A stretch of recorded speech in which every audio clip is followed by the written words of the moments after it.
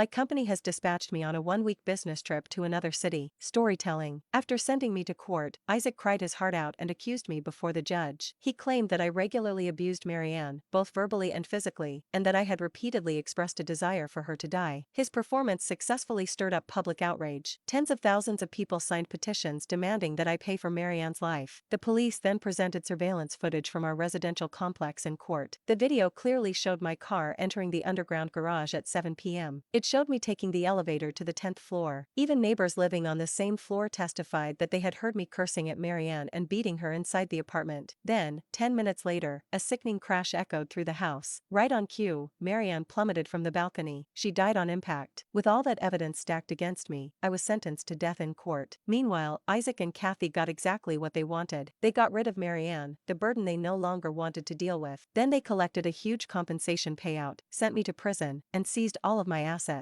Those comments sent an ice-cold shiver down my spine. The monsters had been right beside me this whole time, and I never even saw them coming. Although I still had no idea how they had managed to fabricate such a perfect crime scene or how they had somehow made the me in the original timeline cooperate so completely. There was only one thing I could do now. I had to be patient. Every second I spent pretending to be unconscious felt unbearably long. It wasn't until the clock on the wall ticked past 7:10 p.m. that I finally let out a quiet breath of relief and slowly opened my eyes. Just then, the hospital room door was gently pushed open. Since I was awake, the doctor performed a brief examination. Fortunately, my car's safety features had held up well, and I hadn't been driving too fast. Aside from some minor external injuries, there was nothing serious. The CT scan of my head came back normal as well. A few days of rest would be enough for a full recovery. After the doctor left, two traffic officers in uniform entered the room carrying notebooks and pens. "Miss, how are you feeling now?" one of them asked. "Would you mind cooperating with a brief inquiry about how the accident unfolded?" I rubbed my still aching head and replied softly, "Thank you. I'm fine now, just a little dizzy." After a pause, I put on an expression of someone trying hard to remember. I was stopped at a red light when my phone suddenly went off. I instinctively reached for it, and somehow I accidentally hit the accelerator instead. Before I knew it, the car shot forward. The officers carefully recorded every word. One of them nodded and said, "We've already investigated the scene. At this point, it appears to have been a single vehicle accident. Fortunately, no other cars or pedestrians were involved. However, you'll likely be responsible for the cost of repairing the concrete barrier you hit. Also, the front end of your vehicle suffered significant damage. We've already arranged for it to be towed to the dealership for inspection and repairs." I nodded lightly, and a bitter smile crossed my face. "Of course, that's my responsibility. Thank you, officers. Sorry for the trouble. I had taken a financial hit and ended up with scrapes all over my body, but it was worth it." There had been traffic officers, medical staff, and so many